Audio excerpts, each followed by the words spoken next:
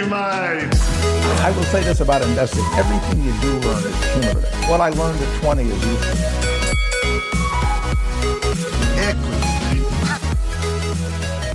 Welcome to another episode of Equity Mates, a podcast where we help you learn to invest in roughly 20 minutes or less. We break down the world of investing from beginning to dividend so that you can hopefully make some returns.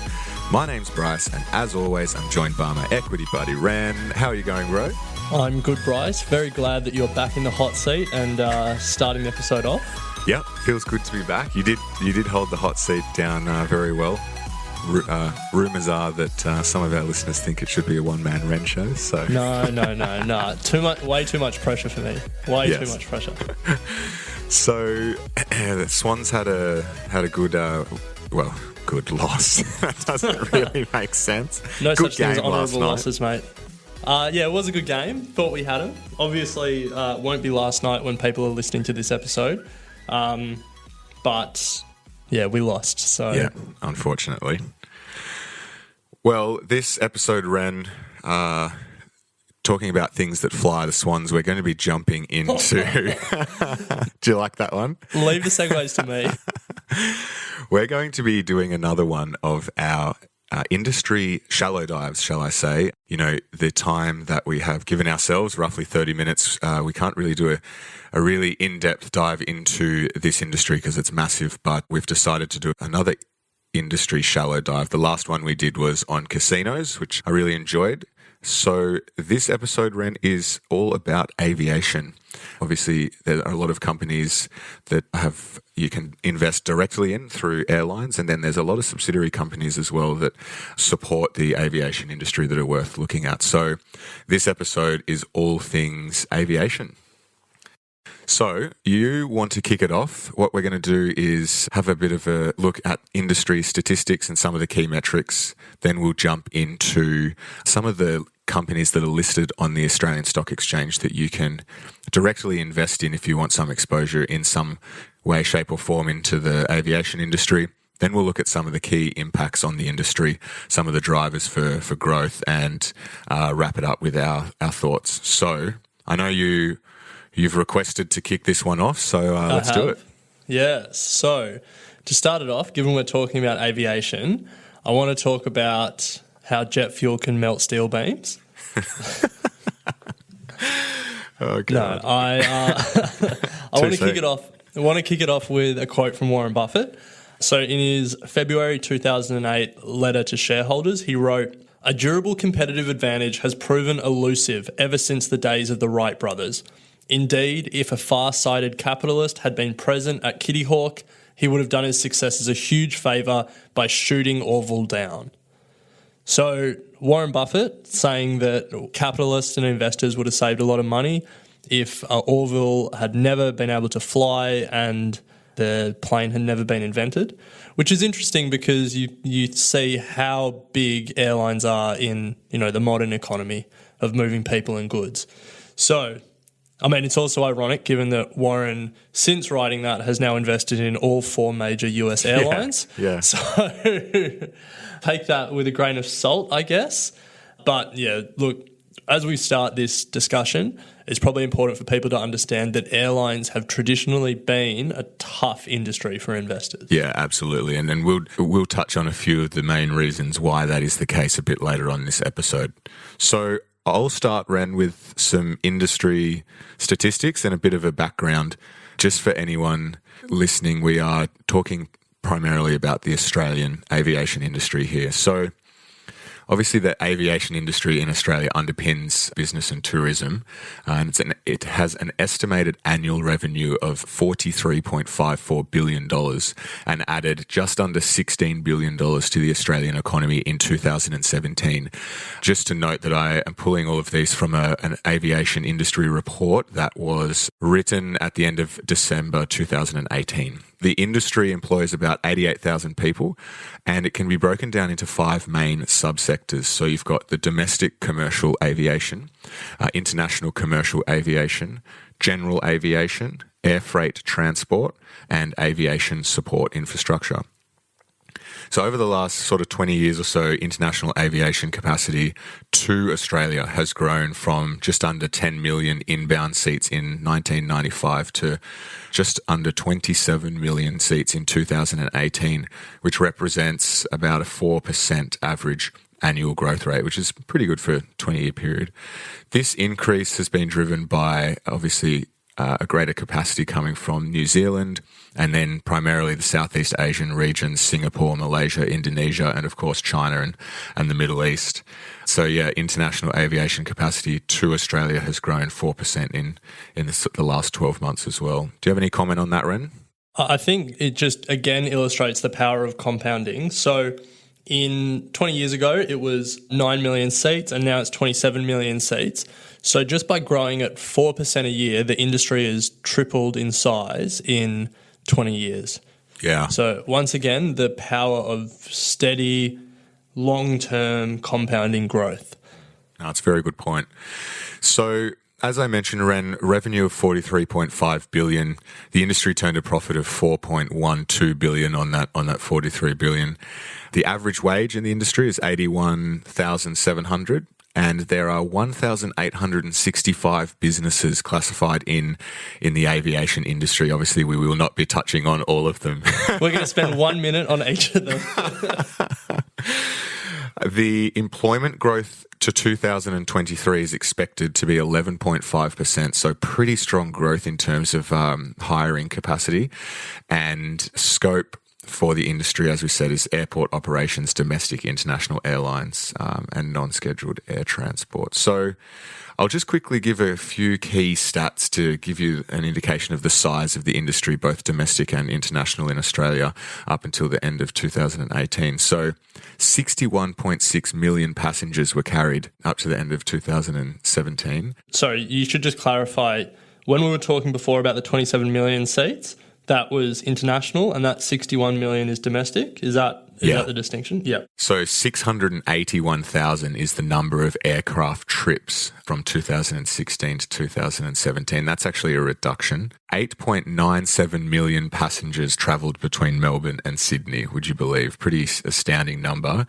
And 27 million passenger movements through Sydney Airport alone, which is Australia's busiest domestic airport, and we'll touch on that a bit later on. Internationally, 62 international scheduled airlines operated in Australia to and from, and 38.6 million international scheduled passengers came through Australia, with 1 million tonnes of international scheduled air freight, which was pretty astounding. So our top 5 countries are New Zealand, Singapore, United Arab Emirates, USA, and Indonesia. Yeah, same. Well, Singapore accounted for 14% of passenger movement to and from Australia, and Auckland accounted for 12%. So between the two of them, you've got, 26% or so already. And then obviously the States and the UAE just, I guess, getting to Europe. Yeah, I guess a lot of it is, key stopover points. So yeah, maybe a lot of people flying from Asia stop over in Singapore. True. So at this point, Bryce, you've convinced us that aviation is a big industry. Huge. I think we've well and truly established that fact.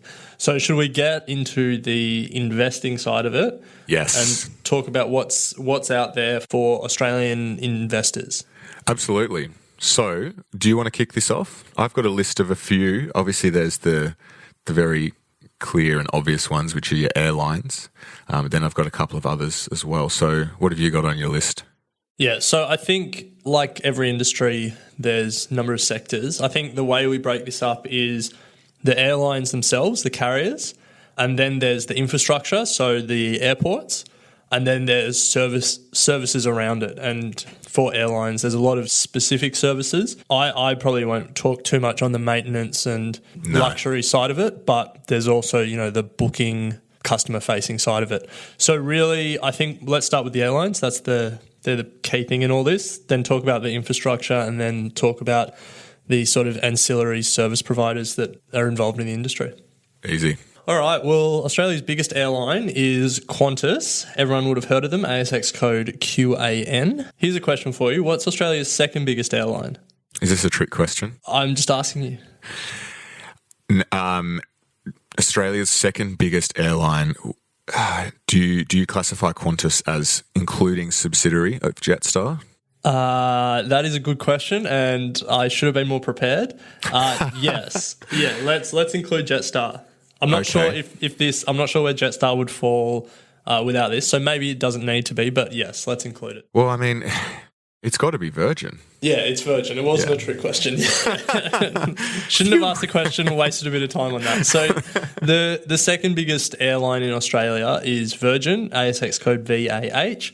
And then the third biggest ASX listed airline, not from Australia, but traded in Australia, is actually Air New Zealand, ASX code AIZ. Yeah, I didn't know it was listed in Australia until doing some research for this, so I found that interesting. Yeah. I think you'll find a lot of New Zealand companies, bigger ones at least, dual list. I'm not sure if Air New Zealand is dual listed, but there's obviously more liquidity and more capital in the Australian market than there is in the New Zealand market. So they're probably the three big airlines. There's two smaller ones that I've got down, and I'm sure there's other ones that I haven't included. Regional Express, ASX code REX. Yeah, one of my favourites. Flies me home to Wagga, so gets me there. Yeah, so they are Bryce's pick for stock of the year. And then the last one, which I hadn't heard of, but Alliance Aviation Services, ASX code AQZ.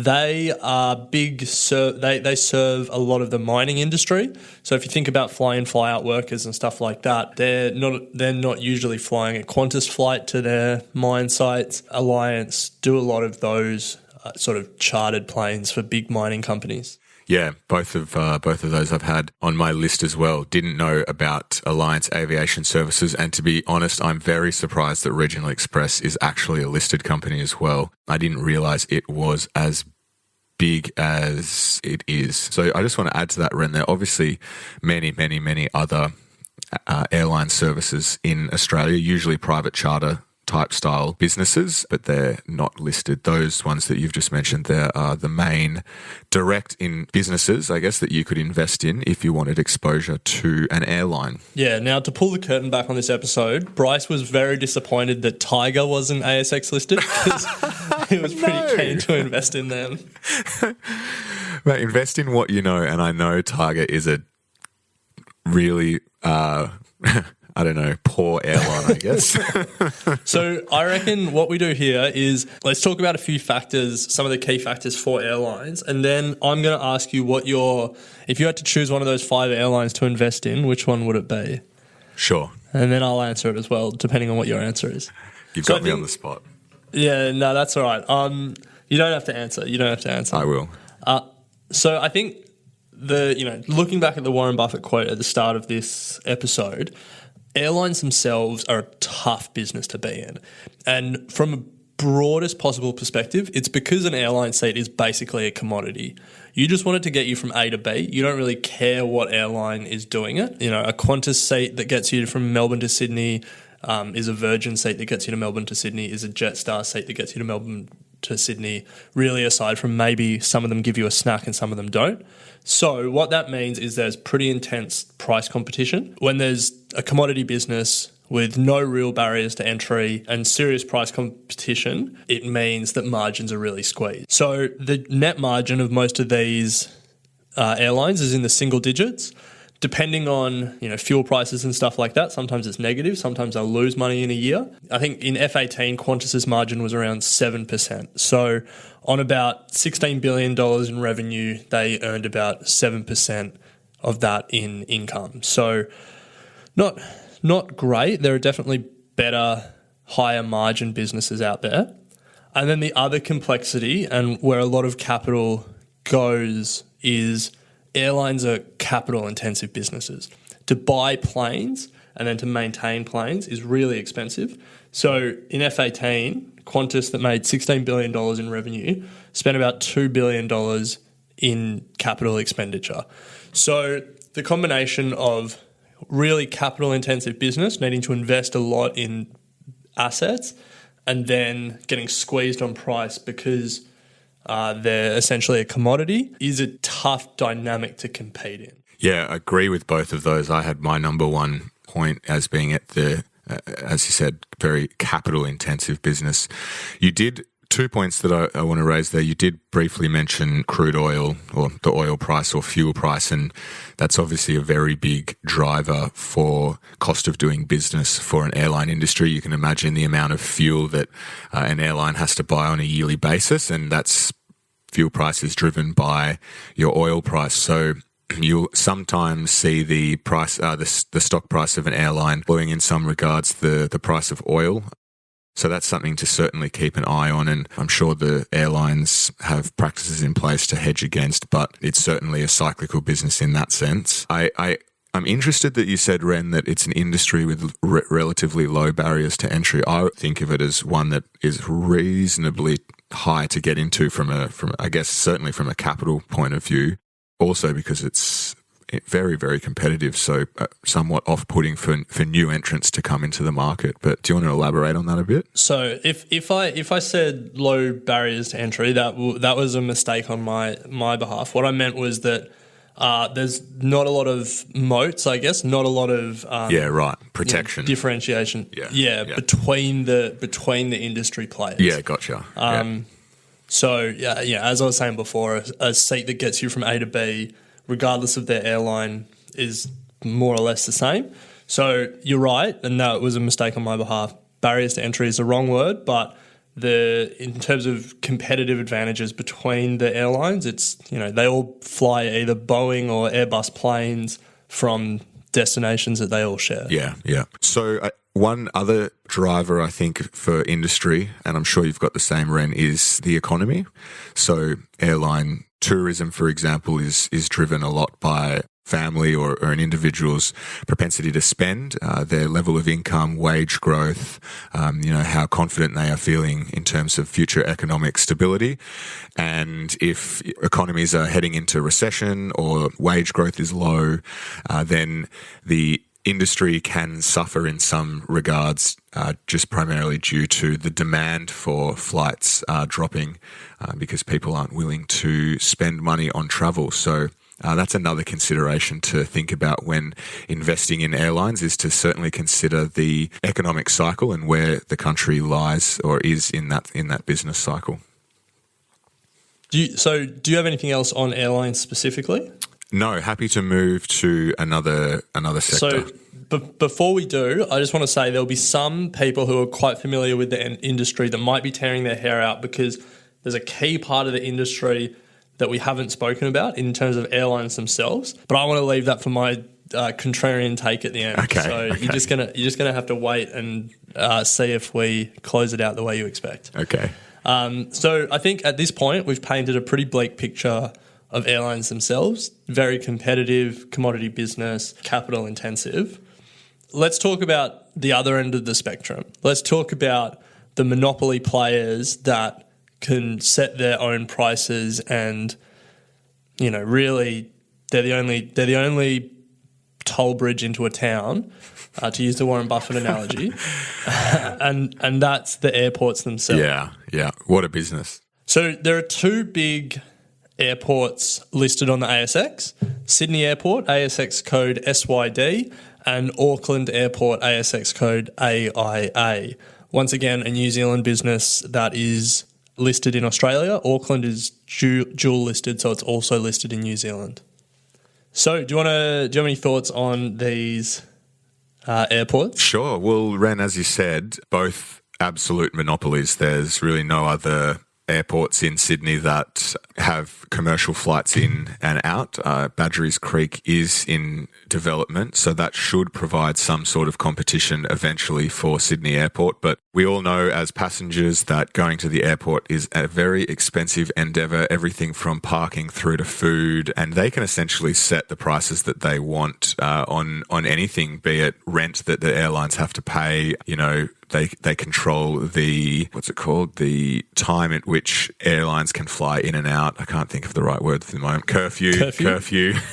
And a number of other, I guess, key factors that airlines have to consider is the space that they get at an airport. It all comes at a cost, and that's completely driven by the airport themselves. So from a business standpoint, it is one that they do have, I guess, large moats and not much competition.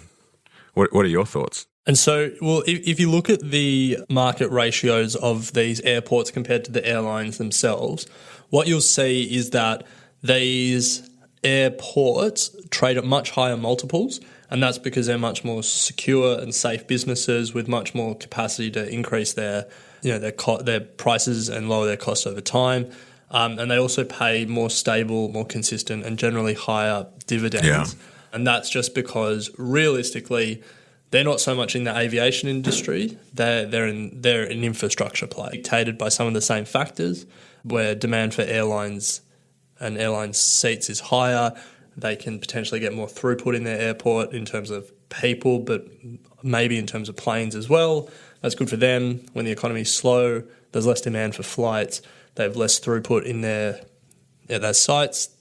That hurts them. But realistically, airports are very consistent earners over time, and they're pretty well exposed to some long-term macro trends in Australia and New Zealand. But the main thing being the rise of a Chinese middle class that wants to travel, and then the growth in export markets from Australia and New Zealand into Asia. They're going to benefit from those sort of long-term trends. So pretty good companies. They do trade at high multiples, but at this point, if we were looking between airports and airlines, I know where I would want to make my long-term bets. Yeah, agree. They kind of fall in that Bond-esque style of investment, along with Transurban and, as you said, those big infrastructure companies, they, as you said, pay a very consistent dividend, don't have huge fluctuations in share price and not massive capital growth, but very consistent and pretty decent yield. So, I agree. If I was to put my money somewhere at the moment, then certainly be in an airport. So once again, we've blown past our 20 minutes or less. So let's quickly rip through some of the other ancillary services. Yeah, okay. And so you've got you've got the transport providers, the airlines themselves. You've got the infrastructure plays, the airports, and then you've got the ancillary services around it. And I think there's obviously Boeing and Airbus that are overseas listed that make the planes, and there's a bunch of maintenance and luxury jet providers, all that stuff. But I think for our purposes, let's just focus on the booking side of it, because that's more customer facing, more relevant in Australia. Yep. And so there's a few big players. Some of the biggest are Flight Centre, ASX code FLT, Webjet, ASX code WEB. And then for those who book through their companies, there's also Corporate Travel Management, ASX code CTD. Yeah, once was a market darling. I'm not sure if it still is. Haven't kept tabs on it, but had a very, very good number of years most recently. So check it out. Yeah. Flight Centre as well had a decent run and then has been hurting a bit recently. So, look, these guys obviously benefit from some of the same factors that the airlines and the airports do, namely when more people want to fly, there's more booking through their site. They're somewhat fraught businesses, these booking services, just because of how competitive this space is.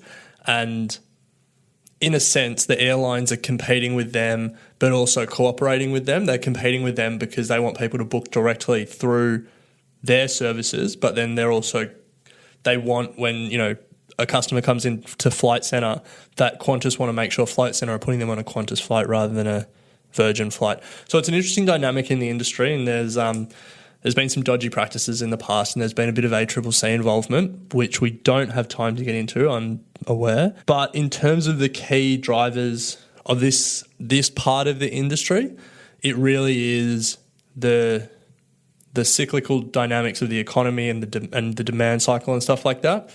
And then longer term trends, you look at the aging population that is retiring and is going to be looking to travel more. You look at the increase in sort of Asian tourism to Australia. And then for some of the more bricks and mortar players like Flight Centre, you also look at the shift from bricks and mortar to e-commerce and what that means for these services. Yeah, agree, Ren. Nice. So just to recap there before we jump into your little tidbit at the end, we've discussed your direct investment in airlines, which is Qantas, Virgin, Air New Zealand, Regional Express and Alliance Aviation Services. Then you've got your infrastructure, which was Sydney Airport and Auckland Airport. And then, as you just mentioned, Ren, there's Flight Centre, Webjet and also Corporate Travel Management. And they're more of a play on the macroeconomic side of things when it comes to the travel and tourism industry. So I guess that brings us to the end of our shallow dive on aviation industry. I know you want to finish with something a bit contrarian. So what do you got? So we spent a lot of time in this episode talking about how airlines are essentially a commodity business. And that is true, that for the general punter, you go onto a Google Flights or whatever and you just pick the cheapest flight to get you from A to B. There is a part of airlines that are traditionally undervalued and need to be really appreciated for what they are. And those are the loyalty programs. And by some analysts' estimates, the loyalty programs can actually be more valuable than the airlines themselves, i.e. the transportation, the flying of planes from A to B is essentially worthless and all the value comes in the loyalty programs for these airlines. I'll include a research report in the show notes just because I'm aware of the time, but this research report was done on American Airlines, and it actually argued that two of the major US airlines, so United and American Airlines, their loyalty programs was actually worth more than their current market cap at the time of the analysis. Wow. So American Airlines' market cap, i.e. what the market's saying it's worth, was $21.2 billion. And these analysts looked at just the loyalty program and its ability to create revenue, and they estimated the value of their loyalty program alone at $37.6 billion. Whoa. So a fair bit more than the company was valued by the market. And when you think about it, the reason that they're so valuable is because that's what creates the loyalty, I guess. It's in the name, loyalty program. But it shifts these airline seats from a commodity business and it keeps people locked into that one airline. Yeah. And then there's a whole bunch of other ancillary services and stuff that can be sold to those customers on the back of that. And so when you think about it, think about it from a Qantas or Virgin perspective. People love going to the Qantas lounge and stuff like that. And that keeps them in that Qantas ecosystem. It keeps them loyal to the company. Then there's all these other things that can be sold off the back of it, Qantas credit cards and stuff like that. So the contrarian take to end it is, while the airlines themselves, flying to A to B, may be a really tough, capital-intensive, low-margin commodity business, there is a hidden gem hidden in there, which people should always take note of when they're looking at airlines, which is the loyalty programs themselves. And Ren, to finish there, that is the reason I would invest in Qantas over any of the others, because the size of their loyalty program is probably the biggest loyalty program in Australia across any business, maybe rivaled by Woolworths and potentially Coles, but very, very strong and very well managed loyalty business. So I'll leave it there. Who would you invest in? I would say Alliance Aviation Services. Okay. And that's just because as the iron ore price rises at the moment and miners do okay for themselves, Alliance is obviously benefiting, and they're actually up 18% year to date. Oh, wow. And the year to date is less than half a year old. So you'd be pretty happy if you held Alliance. So I would ride this little peak in the mining boom that we're seeing at the moment. Ride the momentum. And go Alliance. Nice. Well, that's a wrap. We flew through that one, no pun intended. As always, great to chat stocks with you, Ren. We encourage anyone who's listening to please rate our podcast and leave a comment if you can. It does wonders for us, and we would really appreciate it if you could spend 30 seconds to do that. And we will leave it there for this week, Ren, and we'll be back next week with next episode with our Ask Us Anything. Equity Mates and the people appearing in this program may have positions in the companies mentioned. This is general advice only. Please speak to a financial professional to understand how it may pertain to your individual situation. Equity Mates! I will say this about investing. Everything you do learn is cumulative. What I learned at 20 is useful. Equity